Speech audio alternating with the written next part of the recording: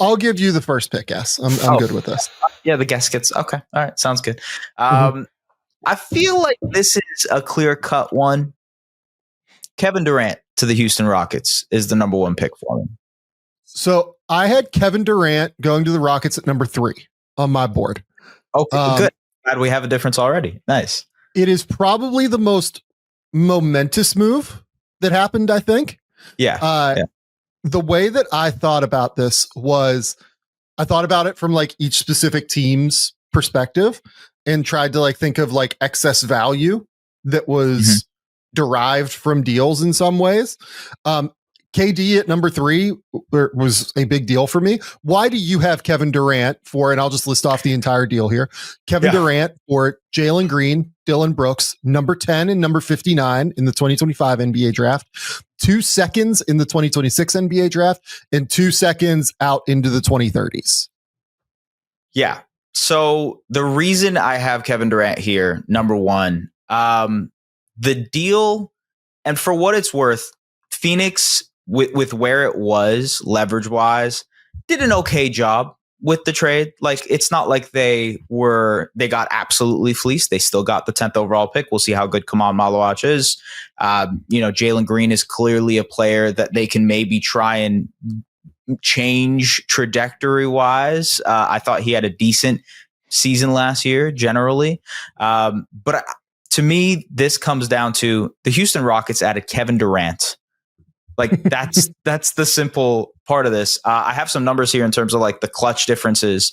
This Rockets team really struggled in the clutch last year. They really struggled in the fourth quarter last year. 18th in clutch offense, 16th in clutch net rating, 23rd in fourth quarter offense, 19th in fourth quarter net rating, 22nd in terms of half court offense. Wow. Kevin Durant is a guy who fits in immediately to what they need, right? And I get the age concerns. I get the injury concerns. All of those are valid questions. But for the cost and what this Rockets team is around KD, it's a near perfect fit. And what he provides offensively as a guy who can basically go and get them a bucket whenever they need to, I think that is a substantial upgrade to what Jalen Green was for this team during the playoffs. And not to mention, like, yes, Dillon Brooks is a good 3-and-D wing player for them, but KD is no, chum defensively. Like, he's a very good defender when he wants to be as well. So, yeah, KD, number 1 for me.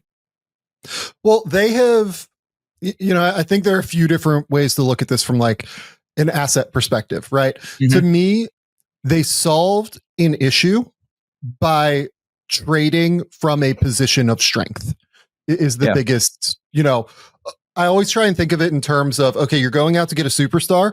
How can you best acquire that superstar while maintaining your ability to contend?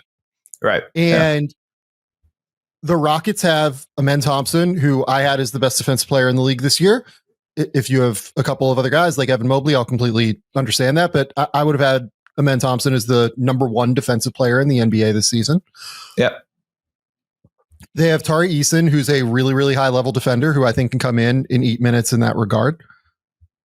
They have enough bodies, and they go out and they get Dorian Finney-Smith, another 3-and-D wing. And I would imagine that they had like a pretty good sense that they had a real shot at Dorian when they did the Kevin Durant deal on draft night, just because that's the way those things work.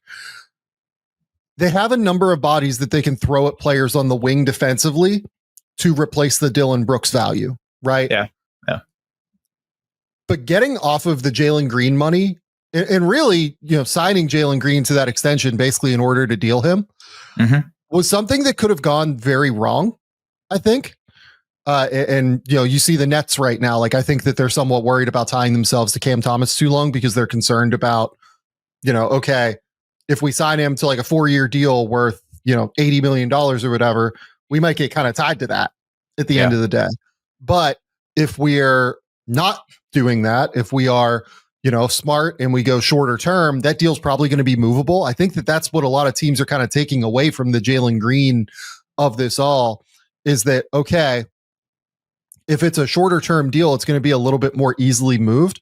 I think that deal could have gone so sideways, that extension. And just because Phoenix ended up deciding to move Kevin Durant, which was something that I think Houston's front office probably could have foreseen at the end of the day. Like the whole thing that they've done over the course of the last year is kind of short the Phoenix front office, right? Between making that deal with Brooklyn that kind of made the Mikal Bridges deal possible because it gave Brooklyn its 2 picks back in order to go and get a bunch of future picks from the Phoenix Suns, right? So that they're trying to short Phoenix. So I think that all of this played into a real strategy that for the Houston Rockets resulted in them upgrading Jalen Green with Kevin Durant. And that's a crazy, crazy, crazy thing to be able to do. And I think this is completely reasonable to have this at number 1. Like, I think this is something that makes total sense to have at number 1. They are now like a genuine title contender, in my opinion. Mm-hmm. And what I'm most excited to see is kind of their lineup flexibility. This is something I talk about all the time. Absolutely. Obviously. Yeah. Like being able to figure out different ways to match up with your opponent is so critical. And Houston has the ability now to go big or small, depending on the situation. And they can go bigger than anybody, obviously, right? With what they've found with the Steven Adams, Alperen Şengün thing. But now, instead of it being Jalen Green, you're going even more supersized, right? Like you can go Amen Thompson, Kevin Durant, Steven Adams, and Alperen Şengün in that 2-3 zone that they love to play defensively. And that's just going to be absolutely crazy to deal with. Like the way that all their limbs are going to be flying around, the way that, they're going to cover ground in that zone defensively just becomes even more high level, in my opinion, when they choose to. But now you can also go super small and skilled with Alperen at the 4, Alperen at the 5, Kevin Durant at the 4, Amen at the 3, and then like whatever else you want to put out there, right? You can put out Jabari Smith if you want to. You can go super, super small, like Jabari Smith at the 5, Kevin Durant at the 4, and then like Amen Thompson, Fred VanVleet. And if you want to go like Reed Shepherd or something like that, if Reed has it going, you can go Tari Eason if you want to go like super switchable, right?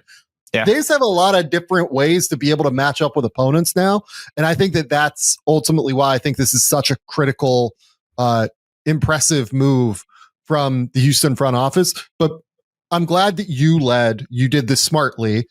You led with the fact that their end of game offense was just catastrophic throughout the course of the season. And that is ultimately what Kevin Durant really brings to the table here, is somebody who can go create his own shot. Yeah. And to the point about the value thing that you mentioned earlier, they still are leveraging against the Suns. Like they still have the Suns pick, I believe in 2027, I want to say. Yeah, 2027 is the pick that they have. And then they have a swap rights in 2029. So they're still leveraging against Phoenix, which is going to play out well for them regardless, because of the way that Phoenix is just like heading towards a rebuild at some point in time. You know what I mean? The other aspect to this, like lineup wise, they can go ultra small, but we could maybe talk about this a little bit later too, if we want to address Dorian Finney-Smith, but the Lakers ran small ball units with DFS. The Rockets can ostensibly do the same, but Kevin Durant is basically year 5 in certain situations there. And to me, you think of what Fred VanVleet brings at the point of attack, what Amen Thompson brings at the point of attack, what Tari Eason brings at the point of attack. Having another guy in Kevin Durant who's just so long. I think that's one thing that gets underrated about what Kevin Durant can do defensively. He is just incredibly long. And like he can be able to get in the cookie jar, jump into passing lanes, use his length on the help side. And to me, next to Şengün, Adams, or if they want to go smaller, that lineup versatility, like Sam, that was the calling card for OKC last year to win the championship, is how fluid they were, whether they wanted to go double big, whether they wanted to go Chet at the 5 or Hartenstein at the 5, whether they wanted to go ultra small. They just had so many options, and Houston now has a version of that. I guess the aspect, like this could all blow up in their faces if KD is not healthy, if KD is takes a step back, which I would be surprised at, just because of how good he was last year and how incredible he was to start the season for Phoenix too. I think he's going to still be a very, very good player. And that's a fine bet to make for a guy who's like a top 15 player all time. That's why it's number one. Above everything else, it's just this was the biggest talent add from sheer upgrade wise. And you mentioned the Jalen Green part. That's a big part of it. Like, to their clutch offense woes, they relied on him heavily. They relied on Fred VanVleet like grenade balls to end games. And that can be okay for a team that's trying to be an interesting playoff team. But if you want to be a contender, you need a guy like Kevin Durant who can just go out and get you a bucket. He can do that, you know? Yeah. And they're going to get some internal improvement. Amen is going to be better next season. Reed Shepard's going to be better next season. Like, they have some young guys that will get better. Jabari, Tari Eason, like, these guys are going to get better, I think. The Durant thing does kind of, you know, eat into their depth a little bit, obviously. Played 35 games in 2021, 55 in 2022, 47 in 2023, 75 in 2024, and then last season played 62. I think you should probably expect Kevin Durant to miss 20 games at the end of the day, and they're going to have to figure out how to survive offensively in those 20 games that he misses. Maybe he won't. Maybe it'll be.